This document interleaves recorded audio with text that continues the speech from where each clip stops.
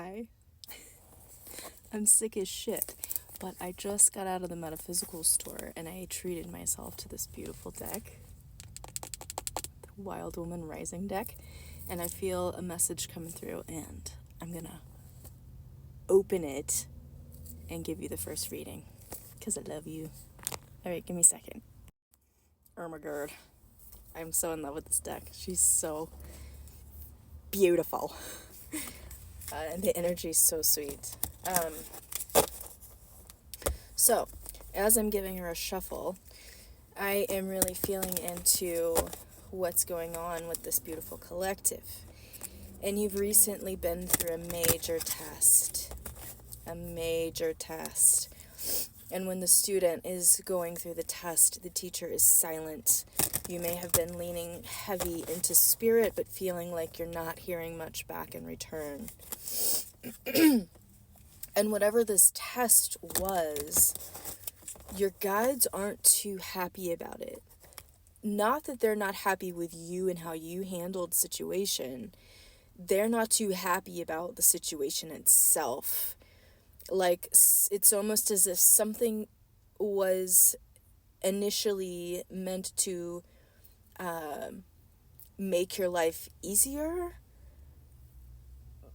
but because of, I'm hearing human syntax, like human error, because of the humanness in the situation, it actually made your life harder. It added more burden to your life when really it should have lightened your load.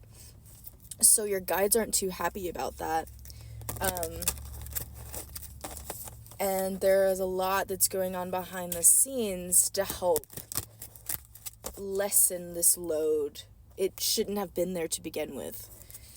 So it's almost like they want you to know you haven't done anything wrong. You haven't done anything wrong.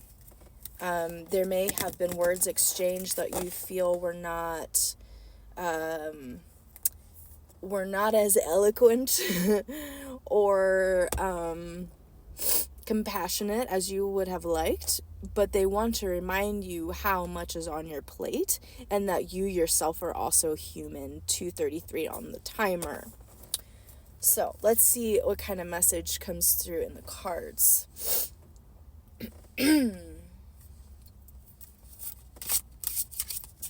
Big ups to all of the readers that do this in their car all the time. This is really tricky. You make it look so flawless. It's really awkward.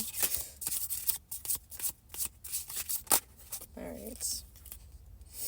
Use your cunning. We have fox magic, fox medicine. Fox medicine coming in. Use your cunning.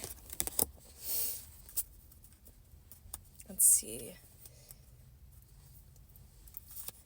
I'm feeling like you're being asked to be adaptable at this time. This is also number 18, which is a number 9, which is all about the ending of a cycle. Everything is happening in your favor. I'm being drawn to this building in front of me, 4020, may be of importance to you.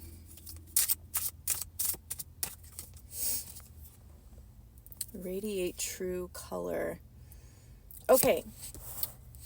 Many of you were being taken advantage of. Many of you were being taken advantage of in this situation, and they took it a bit too far. Because you are such a loving, genuine, and generous person. You have allowed yourself to be taken advantage of. This requires you to show your teeth a little bit. This requires you to show love for yourself, to emanate that love of self. You can do this in a loving and kind way. It doesn't have to be like, fuck off. It can be like, hey, yo, these are my boundaries, and this is what I do and do not feel comfortable doing. there can be a win-win situation. It doesn't have to be a lose-sum game. This is teaching you about relationship. Guard your inner child. This is teaching you about relationship. And you can have some shadow parts coming out. Shadow parts related to the child self who experience relationship in a very detrimental way. In a way where you perhaps have to be the martyr in order to not rock the boat, in order to keep the peace. But you end up going down with the ship in the meantime. So this is teaching you a lesson about balance. You can stand up in your authenticity and in your truth, and to state your boundaries, your needs, wants, desires, and the other person can do the same. And you can come to a mutual agreement, even if that means that you have to peacefully walk away from a situation. Even if you have to walk away from a situation. But they're asking you to be adaptable at this time. But if push comes to shove, know that you can walk away. It's going to be okay. Spirit has your back always. And you don't have to take on the responsibility of others just because you are a good person. Just because you are compassionate and empathetic doesn't mean you have to take on the burden and responsibility for other people to make their life easier, meanwhile making your life harder. Okay? Embrace the interior winter. You might have to step into your villain era. You might have to be a little cold. And people aren't used to that. That's okay. You might be being asked to protect your inner child at this time. That is okay. That is okay. You may need to reparent yourself at this time. And it's okay. It's okay to say no. It's okay to choose yourself. It's okay to choose a different path. It's okay to press pause and say, you know what? We need to reevaluate the situation because it's not working. It's not working for me. It might be working out for you because I'm doing all the work, but it's not working and we need to reevaluate this. It's okay to change your mind. It's okay to press pause.